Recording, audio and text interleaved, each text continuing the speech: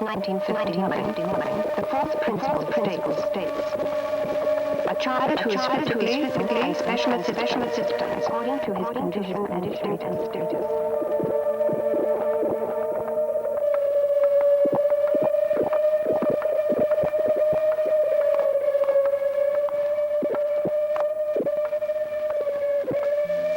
The leprosy patients, the blind, the deaf, the crippled, the polio victims are too often relegated to the edge of our society and considered unproductive human beings. Their very presence makes us uncomfortable. We would prefer to avoid them and even to ignore them. In our developing world, this is a cruel reality, accepted with fatalistic resignation and considered a sign of the devil. For this reason, here the handicapped are called children of the devil.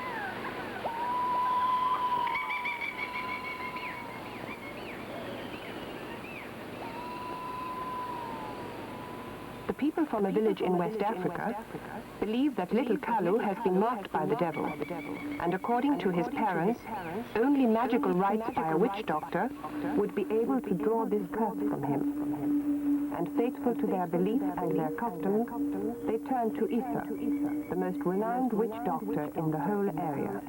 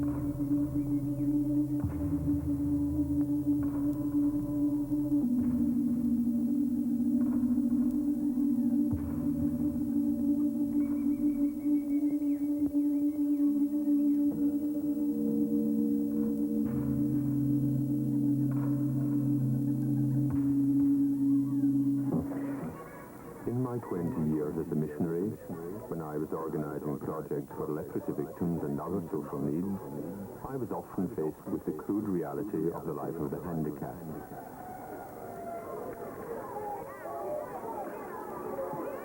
How could I help them and possibly integrate them into society?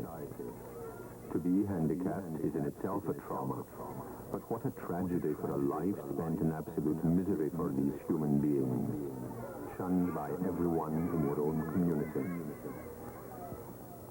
Two events took place which seemed to be an answer to the dilemma of the missionary, and later revealed themselves to be the decisive solution to his disturbing problems.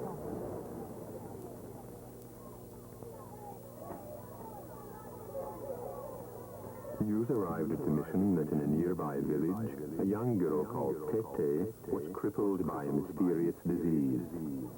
Her parents had already taken her to a witch doctor, and the magical rites and sacred ablutions had been performed. Seeing no cure, her parents were disheartened, and Tete was on her own. When I arrived at the village, I was stunned by the attitude of the family. They seemed relieved at the thought of being rid of her, and at the same time, happy that their daughter might be taken to the mission. At that very moment, I had a strong sensation that Tete would set me on the road to begin a marvelous project, and that in time, I would receive much more from her than she would from me. That same evening, the missionary was writing. Hi, Frank. Today I found a handicapped child at the side of the road, and I took her to my mission. We have too many like her, left to themselves, in the towns and in the villages. I wish I could do something for them. I wish I had some place to gather them all together. And more volunteers who could become brother, sister, or mother to them. Maybe I sound foolish. Already the work for the leprosy patients demands a lot of time and commitment from me and from our volunteers. But before the missionary could end his letter, Ali, his catechist, took the mother with the little Kalu to him. She too had not seen any good results from the magical rites of the witch doctor.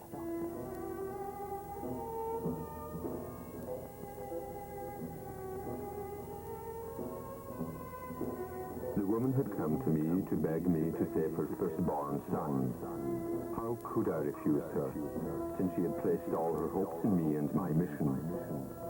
In fact, after the incident of Tete, this to me now seemed another sign from heaven. So I decided to keep Kalu and put him in the care of Ali, who from that very moment became Kalu's guardian angel.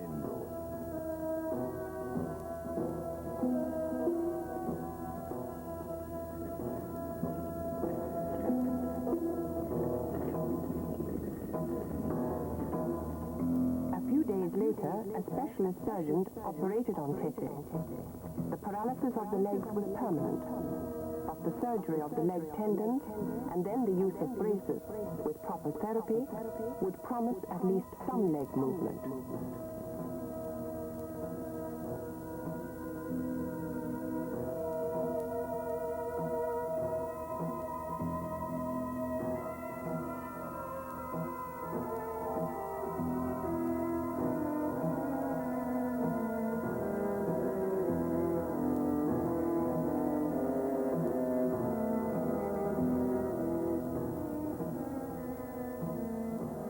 To the surgery, the doctor asked for the Lord's assistance.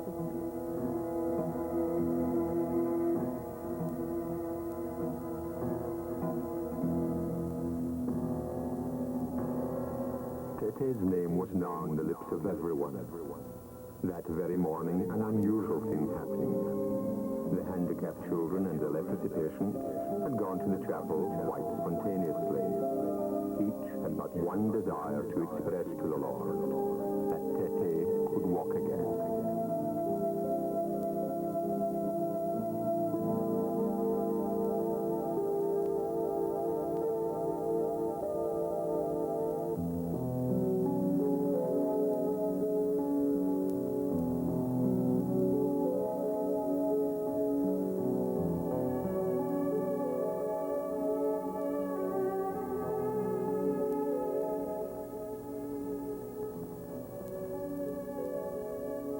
The next day, the witch doctor visited our orthopedic center, which is run by a German Franciscan, Brother Aloysius Schneider. He had invited Isaac to visit his workshop.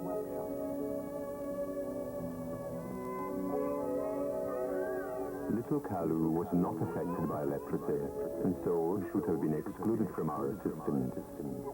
But how could we refuse to help him, merely because he wasn't afflicted by leprosy? This was no problem for Brother Schneider. Kalu will have his 2 leg braces, perhaps the smallest ever made in our workshop.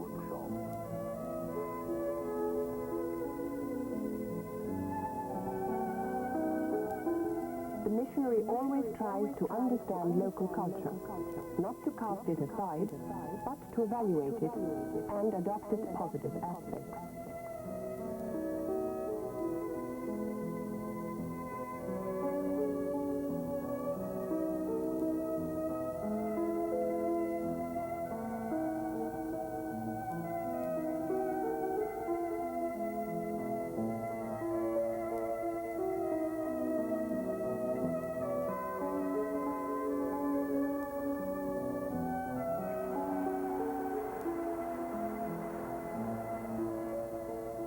Schneider wanted Issa to understand personally the work of the center.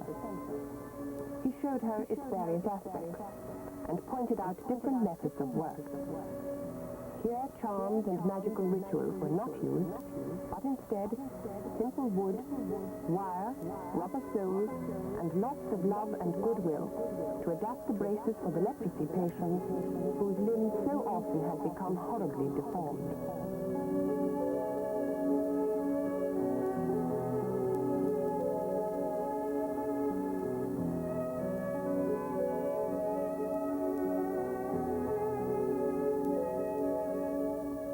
Good crew of local technicians in the workshop, and they have been successful in preparing the braces for various types of deformities.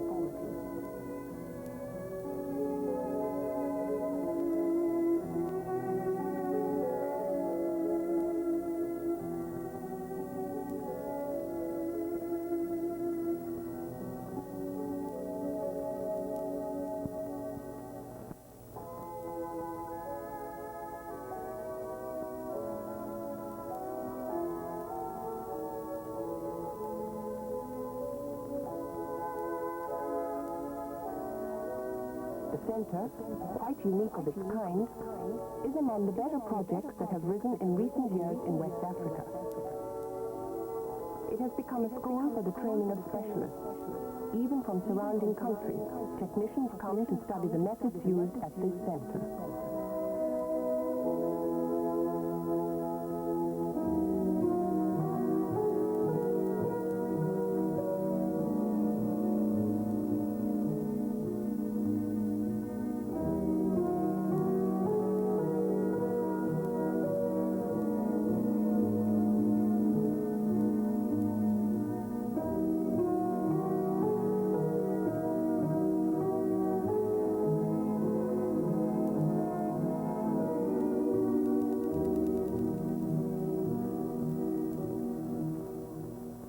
I accompanied Kalu and Tete to the physiotherapy center at Masanga Leprosy Hospital, which is run by the Seventh-day Adventists. Here, the main work is to care for leprosy patients. We asked if Kalu and Tete could be given any assistance.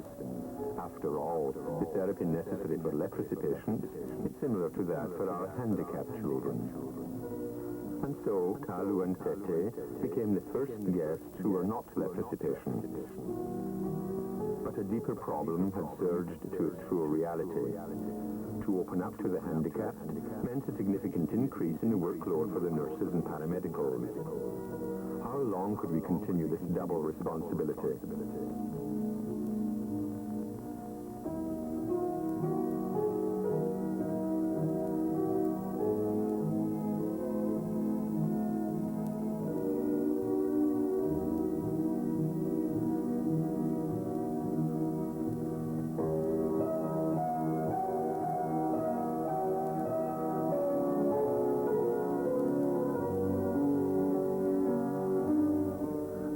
And volunteers are totally absorbed in rehabilitating the leprosy patients. The assistants supervise the long and demanding exercises that need to be repeated patiently every day. These exercises help to rehabilitate the basic movements of the fingers and to stimulate the atrophied muscles. Squeezing clay helps to strengthen finger pressure and develop the sensation of touch.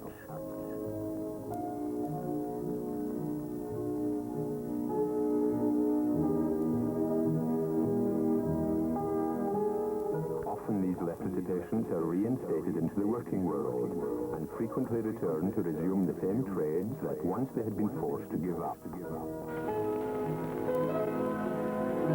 The old prejudices that rejected these people from society have now been wiped out.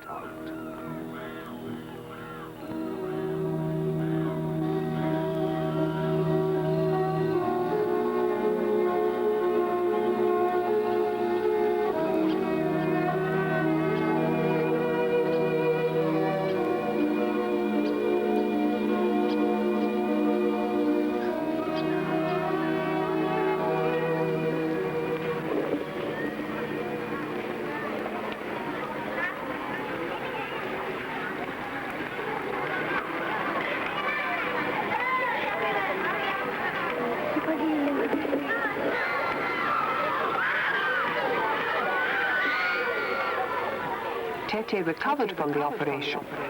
With the appropriate braces, she began to move round by herself and to attend school along with her companions.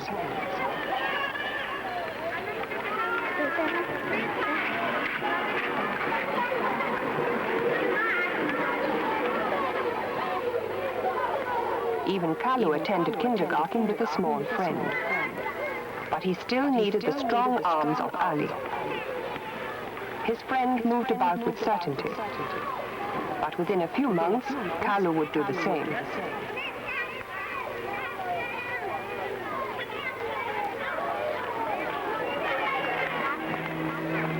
Many requests arrived at the mission from handicapped children who wanted to be cured, but above all, who wanted friendship. Our main concern was not to isolate them, but rather to place them immediately among their peers. They were enrolled at the regular schools and taught not to be ashamed of their physical condition, but to feel just like their classmates.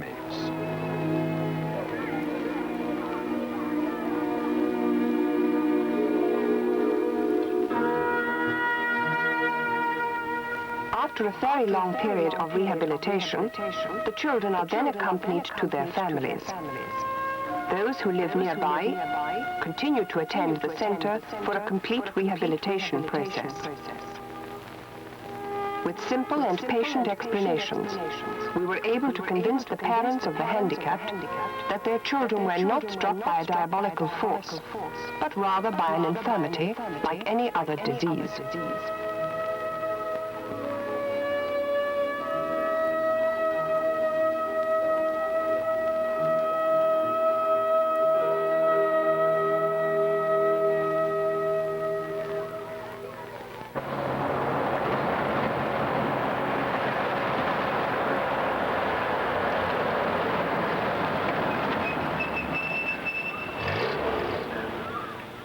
The journey for these children who live far away is long and difficult.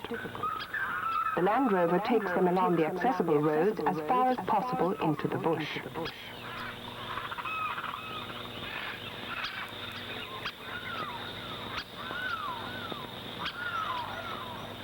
Then begins a long and hazardous journey that often takes hours. Twisting paths, dangerous bridges, swamps and high grass, everything is met on their way to their huts deep in the interior.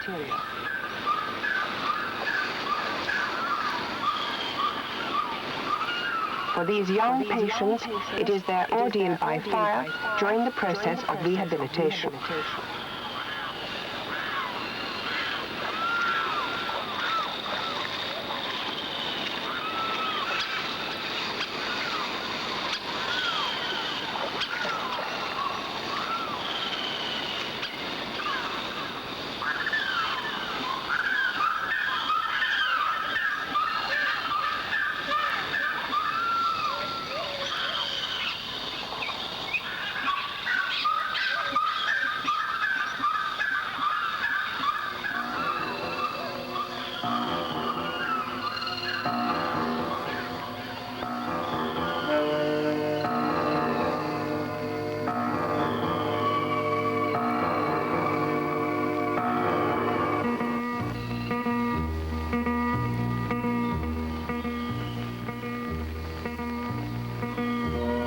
Families and friends await their arrival and curiously notice the braces that their children are wearing.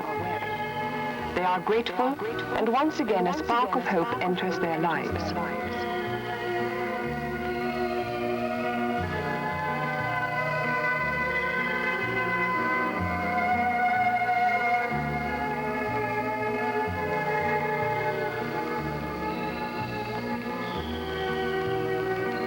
periodically, the assistants from the National Leprosy Program visit these children.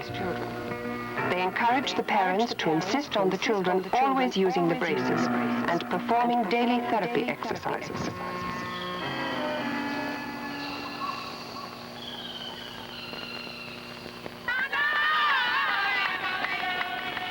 It seems that this year Christmas arrived quite suddenly, as all these activities completely absorbed our attention, leaving us no time to relax. Christmas is a time of serenity and joy for everyone, especially for children and those who are suffering. It's also a time to remember those who helped us, our friends and benefactors. We are all together, and for a little while, we try to forget our own preoccupations and weariness. The missionary finally was able to integrate the handicapped children along with the leprosy patients, following a program of home rehabilitation. But he was still not satisfied. Dear Frank, after this first experience, the situation of the handicapped children still torments me. Some are orphans, completely abandoned to look after themselves. The idea of gathering them together frightens me, but at times it's necessary to take risks. After long reflection, the missionary was able to solve the problem. He had noticed that in the area there were, besides the handicapped, many orphaned children who were in dire need of assistance. Thus, he decided to gather them into a center to live together. The healthy ones were to become the older brothers, or better still, the guardian angels of the handicapped. They would assist them, and in exchange they would receive from the center room and board with the possibility of studying. What a great idea it was. Thus the missionary not only solved the problem of lack of personnel, but he was able to accommodate healthy youngsters without parents who sooner or later would have followed the road of begging and misery.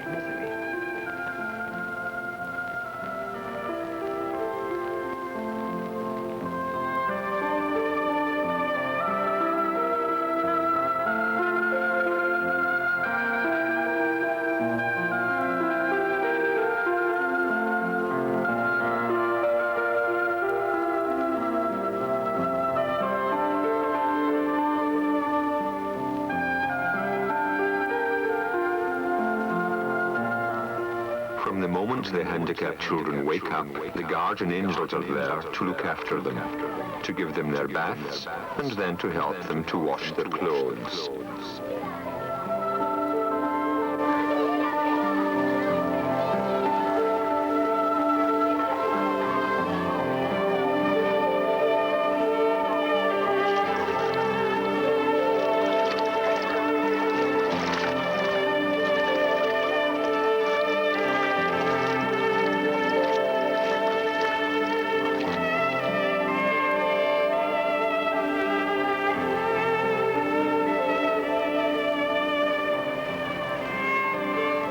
It's a real pleasure to see them playing together during the recreation period.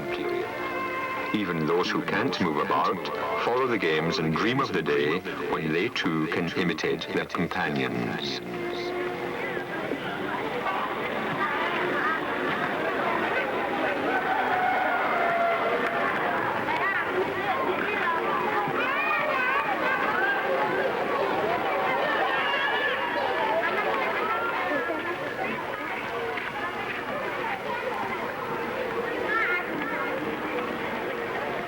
Ball games are very popular all over the world, and the handicapped children go all out to play them, using their deformed limbs to the maximum, under the watchful eye of the house director.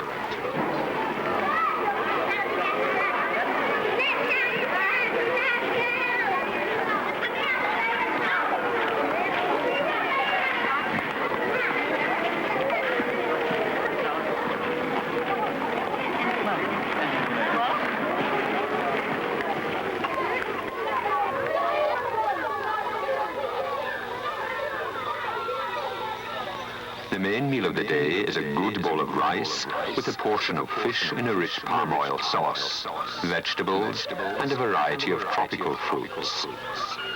The guardian angels become their waiters.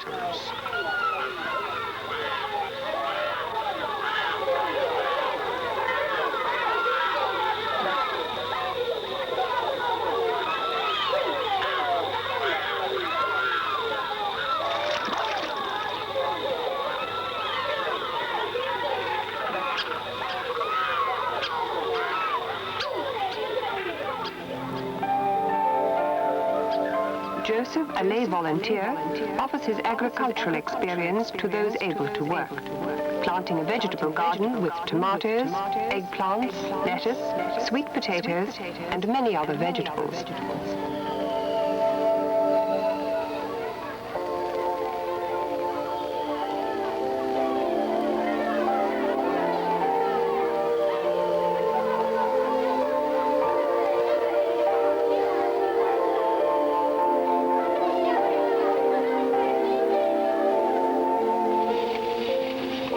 The most important part of the day is that for physical therapy. It is so necessary to repeat constantly the various exercises for the rehabilitation of limbs often left to become useless.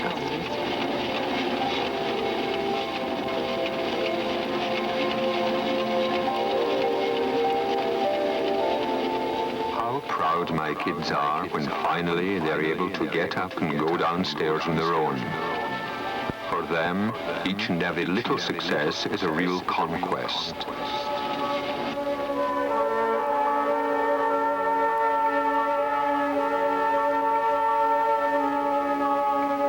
This centre, the Polio Children's Home, is more an adventure in faith than a financial challenge. All the children, the orphans and the handicapped, attend the local schools. And so each of them, with moral, physical and intellectual assistance, are eventually able to face life with hope. And the society in which they will live in the near future will see and accept them too as human beings and children of God.